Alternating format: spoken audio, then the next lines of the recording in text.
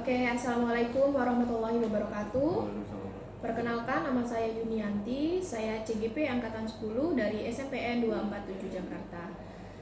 Saya tidak sendirian, saya ditemani oleh Pak Yoga, salah satu guru PPKN di sekolah SMPN 247 Jakarta. Pak Yoga, boleh kenalan Pak Yoga? Ya, terima kasih Bu Anti. Singkat saja Bu Anti ya. Boleh. Nama saya Yoga Trianggoro. Di sini saya selaku guru PPKN yang kebetulan diberikan tugas untuk mengajar di kelas 7 dan 9. Oke, Pak Yoga, kelas 7 dan 9 ya Pak Yoga. Betul ya. sekali, Bu. Pak Yoga, tujuan percakapan kita adalah yang pertama saya juga akan menyampaikan tujuan supervisi. Saya nantinya akan melakukan supervisi Pak Yoga di kelas Bapak dalam proses belajar mengajar, di mana tujuannya adalah saya ingin mengamati, kemudian mengobservasi dan mengevaluasi dari proses belajar mengajar yang Bapak lakukan di kelas. Nah, kemudian percakapan ini kita namakan dengan percakapan praobservasi. Di mana percakapan ini adalah persiapan awal supaya nantinya proses belajar mengajar Bapak sudah ada rancangan dan juga bisa berjalan dengan baik, Pak Yoga. Oke, untuk mengawali pertanyaan pertama Pak Yoga, saya ingin tahu nih Pak Yoga, tujuan pembelajaran yang ingin Bapak capai nantinya pada saat Bapak melakukan pembelajaran di kelas, apa nih Pak Yoga? Ya, untuk tujuan pembelajaran di kelas nanti Bu Anti ya, pelajaran PPK itu adalah salah satu pelajaran yang memang cukup klasik ya, di mana dari SD, SMP sampai SMA itu selalu ada materi yaitu tentang Pancasila. Begitu juga dengan materi kelas 7 dan 9, di mana tujuan pembelajaran dari setiap pelajaran PKN tentu saja yang pertama adalah setiap peserta didik itu bisa memiliki pemahaman tentang alur perubahan Pancasila, di mana dengan pemahaman tersebut mereka lebih bisa mengapresiasi apa yang telah dilakukan oleh para pahlawan terdahulu, dan dari tindakan apresiasi itu bisa terimbaskan pada perilaku mereka yang mencerminkan sila-sila dalam Pancasila dalam kehidupan sehari-harinya Bu Ani. Oke. Jadi itu adalah tujuan utama ya Pak ya, tujuan pembelajaran Bapak nantinya. Nah, kemudian Pak Yoga, dari tujuan pembelajaran Bapak sebutkan tadi tentang Pancasila ya Pak ya, topik utamanya. Area pengembangan apa yang ingin Bapak capai dari tujuan Bapak sampaikan tadi? Ya, untuk area pengembangan tentu saja pertama ada kognitifnya Bu Anti ya, karena tadi saya sampaikan bahwa salah satu tujuan pembelajaran itu di mana anak bisa memahami, di mana dimensi kognitif sangat penting untuk anak-anak bisa memahami, yang nantinya juga berimbas kepada sosial mereka, afeksinya, dan nanti akan diterapkan dalam kehidupan sehari-hari. Jadi untuk area pengembangan itu saja ada kognitif, sosial, dan sikapnya Bu Anti. Sikapnya, oke. Keterampilan juga ya Pak Yoga ya? Betul sekali Bu Anti. Nah, kemudian Pak Yoga, dari area pengembangan yang Bapak sebutkan tadi, tentunya ada beberapa area pengembangan yang spesifik yang Bapak benar-benar ingin melihat nih goals-nya gitu. Kira-kira mana nih Bapak yang lebih pilih dari beberapa area pengembangan Bapak pilih? Tentu saja dari yang saya sebutkan tadi Bu Anti ya, saya sangat ingin anak-anak bisa diimplementasikan dalam sikap dan keterampilan Bu Anti ya. Tentunya aplikasi dalam kehidupan sehari-hari ya Pak ya? Betul sekali Bu. Oke, berarti lebih ke keterampilan. Betul. Pak Yoga. Oke Pak Yoga.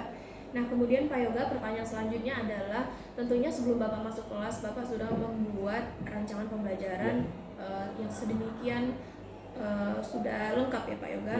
Nah, yang saya tanyakan adalah rancangan pembelajaran Bapak itu bagaimana, kemudian strategi apa yang nantinya Bapak akan lakukan, dan model pembelajaran apa?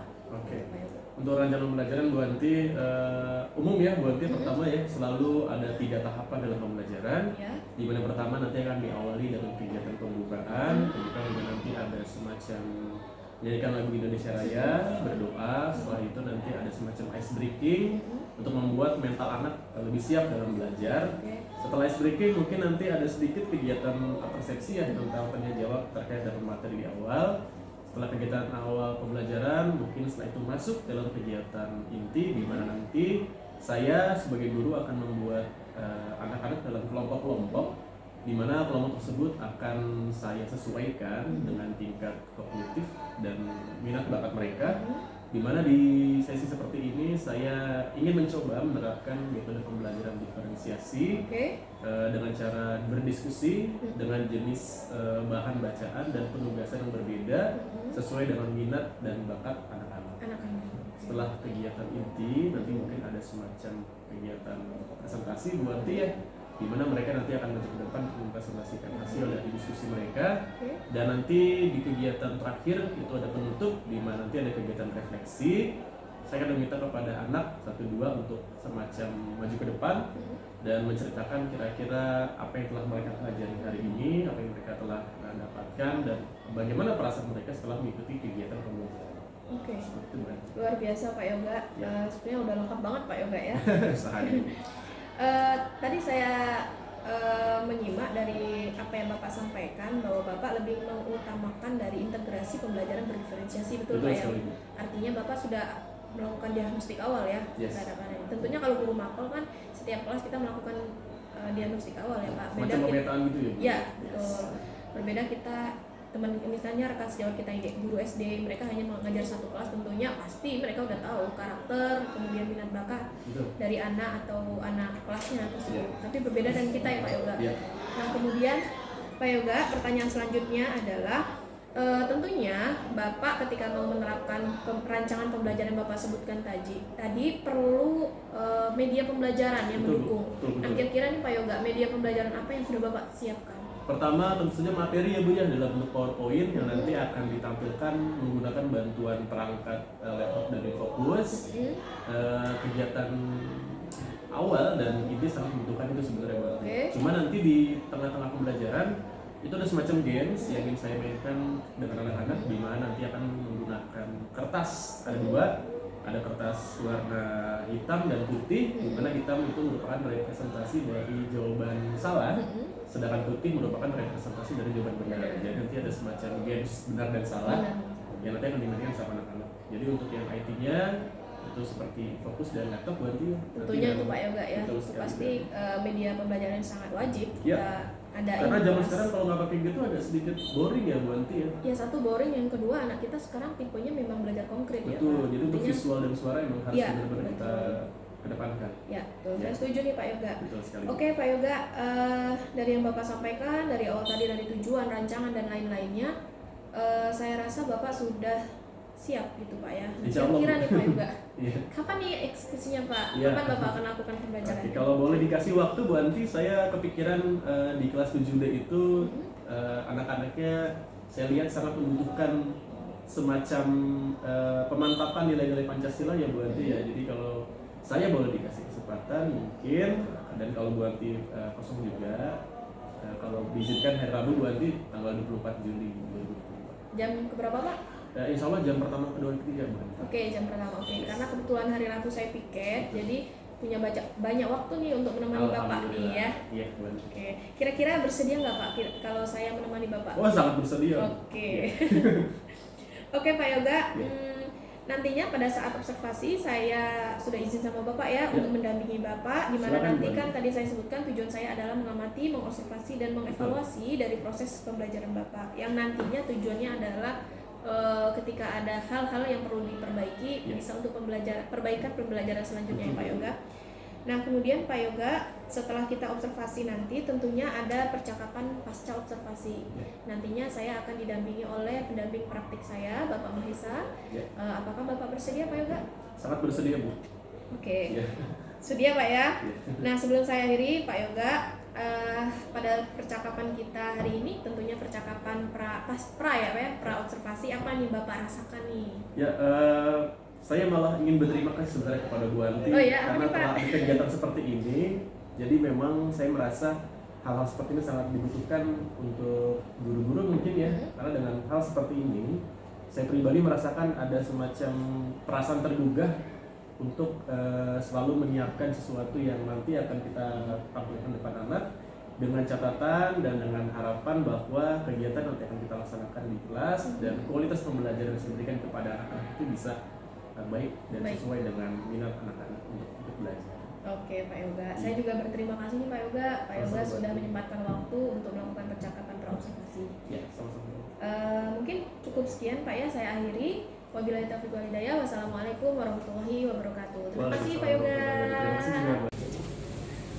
Baik, assalamualaikum warahmatullahi wabarakatuh. Waalaikumsalam warahmatullahi wabarakatuh. Iya anak-anak, bertemu lagi dengan saya Yoga Trianggoro di pelajaran seperti biasa yang sangat menarik perhatian kalian. Baik, sebelum kita mulai, kita absen dulu ya. Ya Pak. Siapa yang tidak masuk hari ini ada? Ada.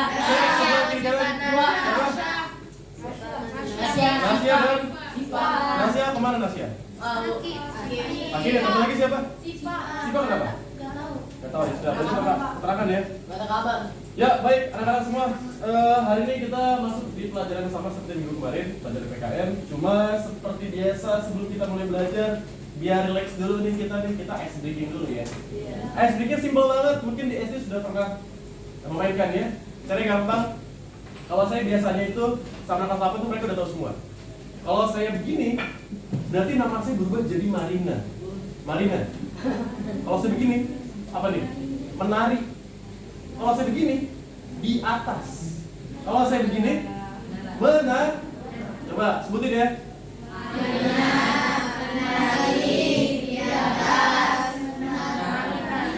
Ayo, ini apa nih?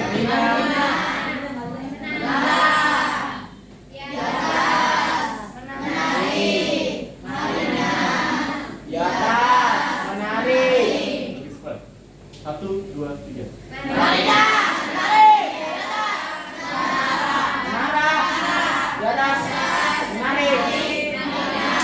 Bisa? Yang kedua, gantian. Yang sebutin saya, kalian peragain. Oke? Tahu ya? Marina menari di atas menara. Kita coba. Udah siap? Marina di atas menari, di atas Marina menari, di atas menara. Marina menari di atas, Marina menari di atas menara. Bisa? Level 2 lebih cepat. Siap-siap. Marina menari di atas menara, Marina menari di atas, Marina di atas menara, Marina menari di atas. Wah, malah kayak pisah kerapian. Beda ya. Oke, baik. Nah, kita mudah semua. Anak-anak, kalau kalian buka buku kalian PKN bab 1 itu di sini kita membahas tentang perumusan dari peraturan Pancasila sebagai dasar negara. Kalau kalian cek di sini pertama kalian kalau melakukan sesuatu itu harus tahu tujuannya mau kemana. Nah di sini tujuannya ada banyak banget. Tapi kalau kita fokus ke yang terakhir tuh, yang biasanya paling susah adalah melaksanakan tanggung jawab. Nah tanggung jawab ini sesuatu yang sangat amat sulit bagi beberapa orang untuk dilaksanakan. Ada tindakan, ada konsekuensi. Nah di sini saya mau kalian bisa melaksanakan tanggung jawab atas keputusan bersama dengan semangat konsensus tokoh nasional dalam perumusan Pancasila. Yang ketiga ada juga melihat komitmen kebangsaan para pendiri negara dalam perumusan dan penetapan Pancasila. Jadi nanti pertama sekali kita akan belajar bagaimana Pancasila itu bisa terbentuk sampai seperti sekarang.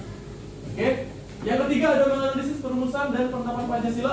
Yang kedua ada menghargai perumusan dan penetapan Pancasila sebagai dasar negara. Yang pertama mensyukuri. Bersyukur itu juga sesuatu yang kelihatannya simpel tapi susah. Kadang manusia itu lupa untuk bersyukur. Hidupnya cuma meminta-minta aja. Ah kurang begini, kurang begitu.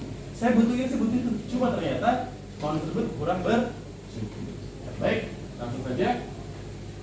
Nah, yang pertama anak-anak, seperti yang sudah kita ketahui bahwa negara kita pernah dijajah oleh negara Jepang. Tapi ternyata Jepang bukan satu-satunya yang pernah menjajah negara kita. Siapa yang tahu selain negara Jepang? Silakan. Belanda. Portugis, Spanyol. Belanda, Portugis, Belanda, Inggris, Spanyol. Apa lagi? Kalau diruntuhkan dari awal tahu nggak? Pertama sekali itu apa yang datang tuh? Jepang, Portugis. Pertama sekali Belanda. Portugis pertama. Yang kedua? Inggris. Yang kedua? Spanyol. Tiga? Thomas Alfred Rafflesia Arnoldi. Ayo, siapa yang tahu tuh? Inggris. Keempat? Amerika, Belanda. Terakhir? Jepang. Betul. Amerika tuh hampir pernah menjajah negara kita. Kalian tahu pemboman ke kota Jepang? Hiroshima Nagasaki.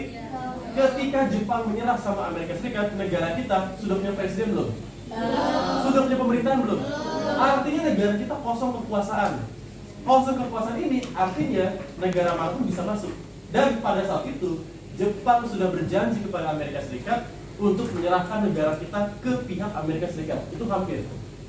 Tapi ternyata kita berterima kasih. Ada golongan muda, ada golongan tua. Yang golongan muda bilang sama Soekarno seperti ini. Bung, Jepang sudah kalah. Ini saatnya bagi kita untuk segera memproklamasikan kemerdekaan. Makanya terus ada muncul peristiwa Rengas Dengklok. Soekarno-Hatta diculik ke suatu daerah namanya Rengas Dengklok untuk mempersiapkan naskah teks proklamasi di rumah Laksamana Maeda. Udah bertahu. Terus kami kita belajar sekarang. Luar biasa. Tapi ada sejarah yang juga. Pertanyaannya hanya seputar pertanyaan yang tadi baru saya jelaskan. Yang kedua, buku wajib ditutup.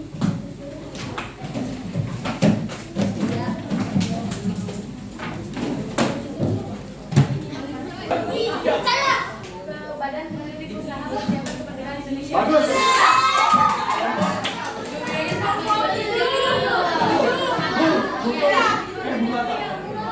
Tiga. 18 Agustus.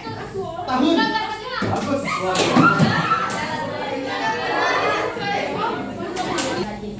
Kewajiban. Oke. Kalau kamu apa yang kamu pelajari hari ini? Proses lahir Pancasila. Proses akhirnya Pancasila. Boleh tahu nggak yang pertama kali itu ada sidang apa tadi? Sidang BPPKI. Itu ada apa aja? Cerita aja cerita. Sidang BPPKI itu diketuai oleh Rajiman Widya Dinata. Oke. Terus Ada 3 orang kan yang merumuskan? ya, Siapa tiga aja? orang itu Muhammad Yamin, Supomo, dan Soekarno. Terus sidang kedua ada sidang apa lagi? PPKI. PPKI itu yang ketiga, yang kedua apa? Oke, ada yang mau tanya sejauh ini? Tidak ada? Oke, kita tutup dengan ucapan Alhamdulillah. Lebihnya dari saya mohon maaf. Kita ketemu lagi minggu depan. Terima kasih. Assalamualaikum warahmatullahi wabarakatuh. Waalaikumsalam warahmatullahi wabarakatuh.